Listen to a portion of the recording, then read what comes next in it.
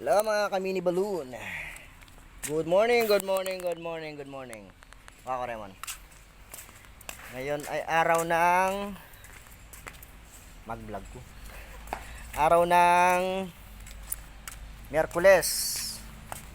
Ngayon ay kailangan maglinis ng mga filter ng mini balloon. Ito. Ito mga to. Ito yung mga filter niya. So, pag nagkakarga kasi yung mga yung mga dumi nung galing sa tangke ng gas dito na pupunta. Kaya sobrang dumi. Ang dami ng iba-iba yung filter niya. Ito, iba naman yung filter nito. Ito medyo bago.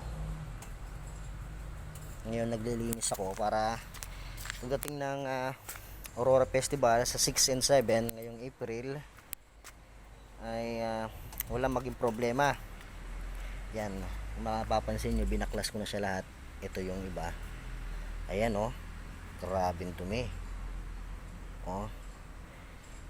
Kasi ito rin yung nagiging cause nung pagpalya niya pag pinapaapoy na. Kasi ito yung sa burst.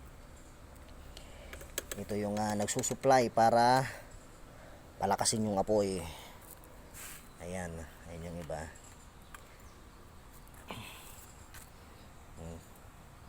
Ito pinagpagan ko na lang kanina, pero kulang pa rin kasi kailangan compressor spray. Ayan.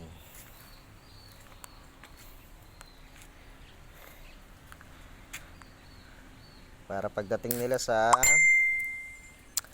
event, walang maging problema. Okay.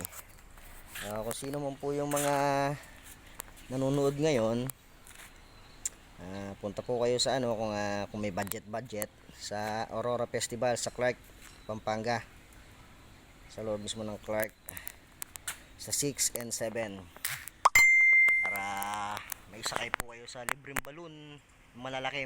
May malalaki pa po kasi tayo nito makalibre kayo makasakay ng balloon para ma-experience nyo yung magsakay ng hot air balloon.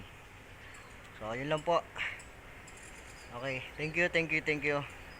Pa-subscribe sa mga hindi pa nakakapag-subscribe. Salamat and God bless.